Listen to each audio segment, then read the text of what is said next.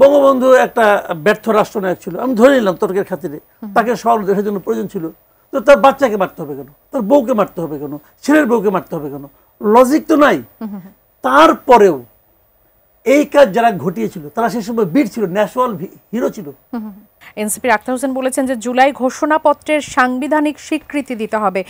এটি দ্বারা আসলে আপনি কি বুঝতে পারছেন যে সাংবিধানিক স্বীকৃতিটা আসলে কি এবং কিভাবে সেটি দেওয়া হবে? সেটা কেন জরুরি? জুলাই ঘোষণাপত্র জিনিসটা কি আর জুলাই সনদটা কি, এটা নিয়ে অনেকের কিন্তু এটা কনফিউশন আছে। স্বাভাবিক। জুলাই সনদটা কি এটা ফয়েজ খুব ভালোভাবে বলছেন, হ্যাঁ, যে সব পলিটিক্যাল পার্টিগুলি মিলে যে কাজটা করলো এটা।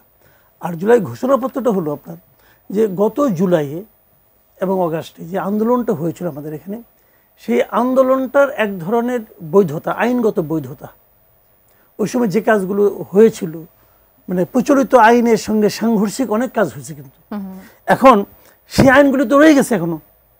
এখন ধরেন আপনার পরবর্তীতে কোনো একটা সরকার এসে বলল ওই যে একটা হত্যা হয়েছিল সেই হত্যা তো বিচার হতে হবে। হত্যা মামলা তো কখনোই তামাদি হয় না, কিন্তু তো বিচার হতে হবে। যদি ওইটা ধরে টান দেয় তাহলে যাদেরকে আপনি আসামি করবেন এই লোকগুলি তো জীবন বাজি রেখেই হাসিনা সরকারকে, একটা স্বৈরাচারী সরকারকে উৎখাতের জন্য কাজগুলি করছিল। তখন ওটা ছিল সময়ের দাবি ছিল, কিন্তু কাজে এই যে জিনিসটা ওটা যে সময়ের দাবি ছিল, ওই যে ঘটনা প্রবাহ ওগুলো যে প্রয়োজনীয় ছিল, বেআইনি কিন্তু প্রয়োজনীয়, এই জিনিসটার একটা আইনগত স্বীকৃতি, এটা হলো জুলাই ঘোষণাপত্র। এখন ধরেন একটা সময় আওয়ামী লীগ আবার ফিরে আসলো, 15 বছর 20 বছর পরে ফিরে আসলো, 50 বছর পরে ফিরে আসলো, আসতেই পারে, এই দেশে অনেক কিছু ঘটে।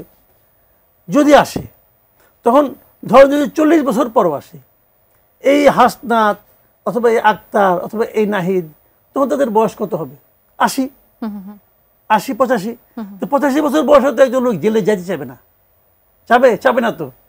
তো এখন তখন তারা এটা চায়, এখন এই জিনিসটা আইন তো মনে করেন সংসদে গেলে পরে একটা সিম্পল মেজরিটি যেটা আইন চেঞ্জ করা যায়, যদি সেটা সংবিধানের পার্ট হয়ে যায় তাহলে সেটা চেঞ্জ করতে গেলে অনেক খড়কুটো পুরাতে হয়, 2/3 মেজরিটি লাগে। আবার এইবার সংবিধান যেটা হচ্ছে সেখানে কিভাবে সংবিধান চেঞ্জ করবে, এবার অ্যামেন্ড করার কি সিস্টেমগুলো, এগুলো তো আমি জানি না এখন পর্যন্ত কি হবে, তো এটা জটিল হয় একটা আর কি। তো এই জায়গাটাতে তারা একটা চাচ্ছে, একটা প্রোটেকশন চাচ্ছে। এইটা চাওয়াটা আমি মনে করি তাদের দিক থেকে অন্যায় না। বিএনপি কিন্তু দিয়ে যাচ্ছে না। বিএনপি বলছে এই ধরনের ঘোষণাপত্র সংবিধানের অংশ হয় না, এটা সংবিধানের তফসিলে থাকে। যেমন আমাদের স্বাধীনতার ঘোষণাপত্র, এটা কিন্তু পার্ট অফ সংবিধান না, এটা সংবিধানের তফসিলে থাকে। মানে যে জিনিসগুলোর উপর ভিত্তি করে সংবিধানটা তৈরি হয়েছে সেগুলো হলো সংবিধানের তফসিল, চতুর্থ তফসিল। তো ওই তফসিলের মধ্যে থাকে, অনেকগুলো তফসিল থাকতে পারে, কোনো সমস্যা নাই। তো এটা বলছে বিএনপি যে এই ধরনের ঘোষণাপত্র তফসিলে থাকুক।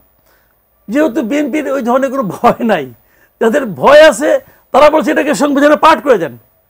তার মানে সংবিধানে পাঠ করা মানে কিন্তু ওয়ান কাইন্ড অফ ইনডেমনিটি।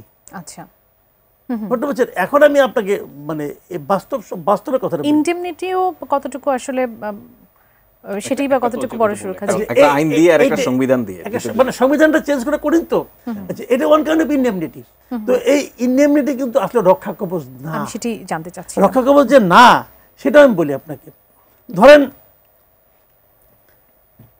75 যে ঘটনা, ধরেন আপনি 75-এর 15ই আগস্টে বঙ্গবন্ধুকে হত্যা করা হলো পুরো পরিবার সহ, এবং তখন কি যুক্তি দেওয়া হয়েছে? ঠিক আছে, বঙ্গবন্ধু একটা ব্যর্থ রাষ্ট্রনায়ক ছিল, আমি ধরে নিলাম তর্কের খাতিরে, তাকে সওয়াল দেশের জন্য প্রয়োজন ছিল, তো তার বাচ্চাকে মারতে হবে কেন, তার বউকে মারতে হবে কেন, ছেলের বউকে মারতে হবে কেন? লজিক তো নাই। তারপরেও এই কাজ যারা ঘটিয়েছিল তারা সেই সময় বীর ছিল, ন্যাশনাল হিরো ছিল, তাদের কিন্তু কেউ কিছু বলে নাই, তারা ন্যাশনাল হিরো ছিল কিন্তু ওই সময়।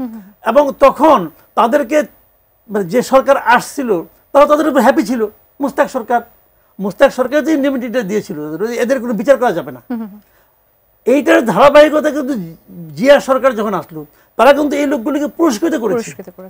তাহলে ওই ঘটনার বেনিফিশিয়ারি কে, ডাইরেক্ট বেনিফিশিয়ারি কে? মুস্তাক সরকার এবং জিয়া সরকার। কিন্তু ওই ইনডেমনিটি কি তাদেরকে বাঁচাতে পারছে? পারে নাই তো। এক সময় এসে কিন্তু হাসিনা সরকার সেই ইনডেমনিটি মানে না, ইনডেমনিটি চেঞ্জ করে তাদেরকে ফাঁসি দিয়েছে।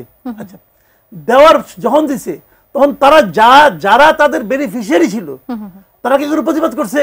না, তাও করে নাই, কেউ প্রতিবাদ করে না। ঘটনাগুলো এই এরকম যে আপনি অনেক কিছু পারবেন, অর্থাৎ এই ক্ষেত্রে সুরক্ষা আসলে কোনোভাবেই রক্ষা প্রকৃত কবচটা অর্থে আছে। আসলে আমি বলি কোথায় রক্ষা কবচটা। কোনটা? রক্ষা কবচটা হলো কি, এই ফারুক রশিদ কিন্তু একটা পার্টি করছিল, তার নাম ছিল ফ্রিডম পার্টি। তখন ফ্রিডম পার্টি বেশ দাপটও ছিল। আচ্ছা আচ্ছা, আবার সেই ঘটনার যে বেনিফিশিয়ারি জিয়াউর রহমান, উনিও একটা পার্টি করছিলেন, জি সে হলো বিএনপি। তো ফ্রিডম পার্টি মানুষের সঙ্গে মিশতে পারে না, পারেনি। ফ্রিডম পার্টি হারাই গেছে, তার নেতারাও হারাই গেছে। কিন্তু জিয়াউর রহমানের পার্টি পাবলিক পার্টি হয়ে গেছে, যে কারণে জিয়াউর রহমান পার্টি যখন বড় হয়ে গেছে, আওয়ামী লীগ কি জিয়ার পার্টির সঙ্গে ব্যাপারে খুব হ্যাপি ছিল? শেষ দিকে বলতো না এটা একটা সন্ত্রাসী দল, বলছে তো, কিন্তু পার্টিকে ভ্যানিশ করতে পারছে? পারেনি। আসলে আপনি টিকে থাকবেন কি থাকবেন না, এটা নির্ভর করবে যে আপনি কতটা জনগণের সঙ্গে আছেন, জনগণ কতটা আপনাকে প্রোটেক্ট করতে চায় তার উপর।